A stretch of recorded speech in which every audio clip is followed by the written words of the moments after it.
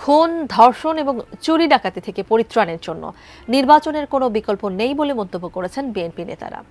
যারা রাজনীতিবিদ এবং মুরব্বীদের অসম্মান করে কথা বলছে তারা শিগগিরই এর ফলাফল পাবে বলে মন্তব্য করেন তারা। বিস্তারিত মনির ইসলাম মিন্টুর রিপোর্টে। ঢাকাস্থ নাটোর জেলা সমিতির আয়োজনে Mirpur police staff college convention হলে ইফতার মাহফিলে বিএনপির কেন্দ্রীয় নেতা রুহুল কুদ্দুস তালুকদার দুলু বলেন, গণতন্ত্র এবং ভোটের অধিকারের জন্য মানুষ আন্দোলন করেছিল, কিন্তু গত 7 মাস ধরে সংস্কারের নামে নির্বাচনকে বিলম্বিত করার চেষ্টা হচ্ছে। এই যে প্রতিদিন ধর্ষণ, প্রতিদিন খুন, চুরি ডাকাতি, দেশে কোনো আইনের শাসন নাই, পুলিশ প্রশাসন একবারে ইনঅ্যাক্টিভ, প্রশাসন কোনো কাজ করছে না। এখান থেকে পরিত্রাণের জন্য নির্বাচনের বিকল্প নেই।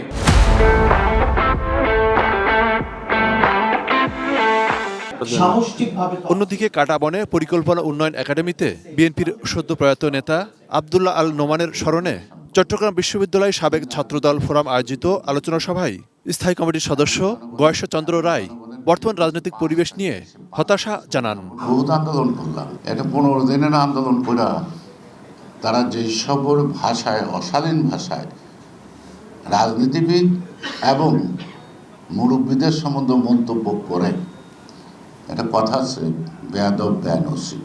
এদিকে সকালে নয়াপল্টনে বিএনপির কেন্দ্রীয় কার্যালয়ে এক সংবাদ সম্মেলনে সিনিয়র যুগ্ম মহাসচিব রুহুল কবির রিজভী বলেন, প্রশাসনের ঢিলেঢালা আচরণে দুষ্কৃতিকারীরা সমাজে আশকারা পাচ্ছে।